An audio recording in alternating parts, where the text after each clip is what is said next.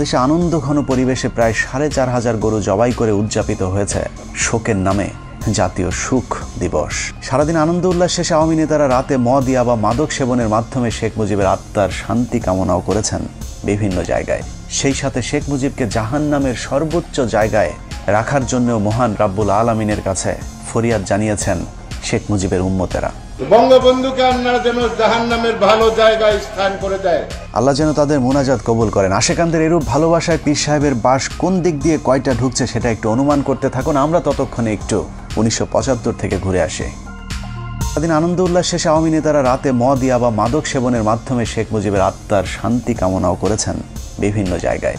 সেই সাথে শেখ মুজিবকে জাহান্নামের সর্বোচ্চ জায়গায় রাখার জন্যও মহান রাব্বুল আলামিনের কাছে ফরিয়াদ জানিয়েছেন শেখ মুজিবের উম্মতেরা। বঙ্গবন্ধুকে আপনারা যেন জাহান্নামের ভালো জায়গায় স্থান করে দেয়, আল্লাহ যেন তাদের মুনাজাত কবুল করেন।